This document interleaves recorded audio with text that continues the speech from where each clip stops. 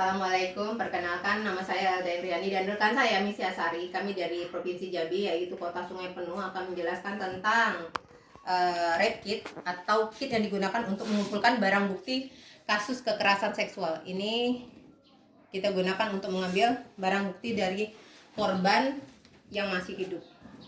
Silakan dilihat, ini amplop-amplopnya terdiri dari 14 amplop, yaitu 13 amplop kecil dan 1 amplop besar. Langsung saja. Prinsip dari pengambilan barang bukti dari korban ini dan peletakannya ke dalam amplop kembali adalah diletakkan sesuai susunannya ke dalam amplop asalnya beserta dengan alat-alat yang digunakan untuk mengambilnya. Kemudian pastikan sebelum memasukkan ke dalam amplop dalam keadaan kering. Jika masih dalam keadaan basah, maka angin-anginkan dalam suhu ruang sampai dengan keadaan kering. Kemudian masukkan semuanya ke dalam kotak. Baiklah, kita mulai dari amplop pertama. Amplop pertama berisi tentang penggunaan dan apa saja yang berada di dalam kit ini. Silakan baca, sesuaikan.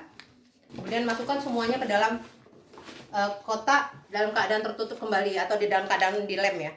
Kemudian yang ini isinya informed consent dan anamnes pasien atau korban. Juga masukkan ke dalam sini. Kemudian yang ini perlu kami praktekkan. Di dalamnya ada kertas flip chart, kertas besar. Gunanya adalah pasien yang mungkin korban kekerasan seksual menggunakan baju itu mungkin di tempat alam terbuka dan segala macam yang mungkin menempel dalam bajunya. Silakan minta korban untuk berada di atas kertas ini dan membuka seluruh pakaiannya. Seluruh pakaian korban itu dibuka dalam keadaan berdiri di dalam ini. Kemudian jangan lupa nanti di dalam pakaian dalam ini untuk meletakkan pakaian dalamnya ya. Jadi semua pakaian korban yang ada di dalam ini kita tutup kembali dengan menggunakan lipatan seperti amplop. Anggap saja ini seperti sudah dengan bajunya ya.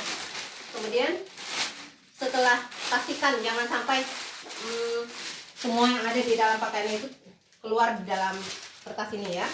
Kemudian masukkan lagi ke dalam amplop. Ingat lagi prinsipnya, kering ya. Kalau belum kering silakan angin-anginkan dahulu sebelum dimasukkan. Kemudian kita masukkan ke dalam kotak besar tadi.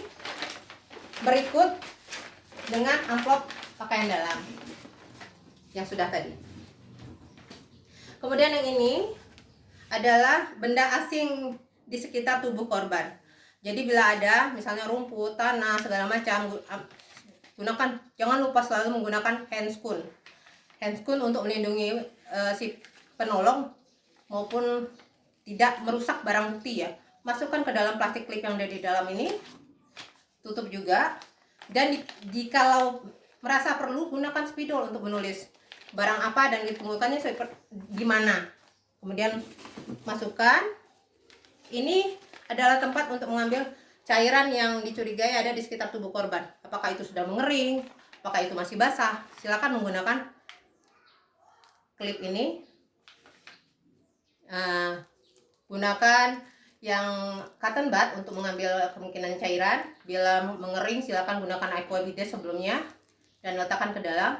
Kemudian yang ini digunakan untuk mengambil kotoran yang ada di jari-jari korban atau di sekitar kuku korban.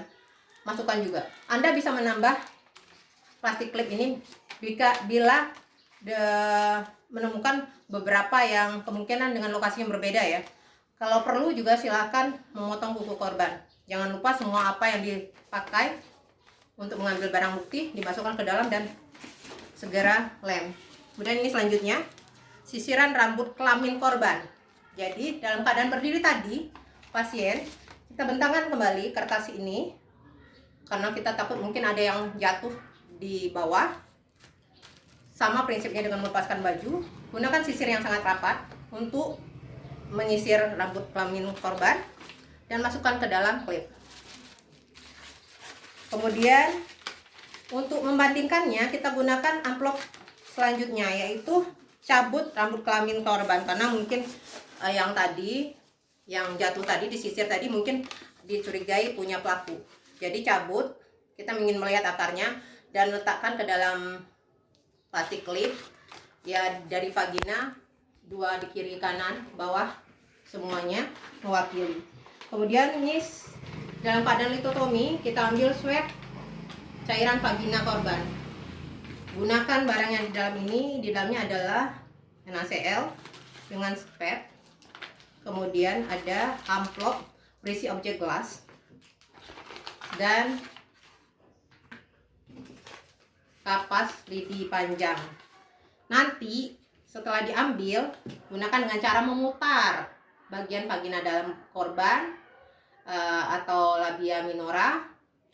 Kemudian masing-masing dari kapas ini dengan cara memutar bagian dan satu lagi dari yang lain ini, pastikan semua permukaan sudah dikenakan ini. Ya, kembalikan semuanya ke dalam tempat semula. Demikian juga agak mirip ya untuk anus di amplop selanjutnya. Semuanya seperti semula, masukkan ke tempatnya.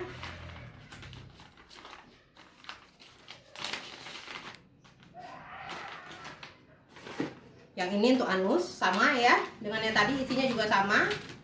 Kemudian yang ini pulasan mukosa pipi juga sama isinya dengan yang tadi. Silakan ambil mukosa dalam pipi korban, kedua belahnya satu-satu di plastik dan tulis apa yang ada itu di dalam plastik klipnya.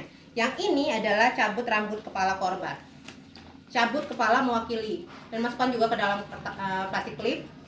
Depan, kanan dan kiri masing-masing 2 dan di belakang juga. Kemudian ini sampel urin korban, ambil urin korban dengan dilihat, kemudian masukkan dalam plastik yang biar tidak bocor. Bila memungkinkan segera periksa di laboratorium dan ingat untuk menemani korban mengambilnya. Kemudian yang ini adalah pengambilan sampel darah korban. Ada handscoon di dalamnya, kotak tempat tabung darah dan spet. Bila memungkinkan periksa juga segera dan sebagian lagi gunakan untuk dibawa ke laboratorium forensik dan rumah sakit forensik ataupun kepolisian.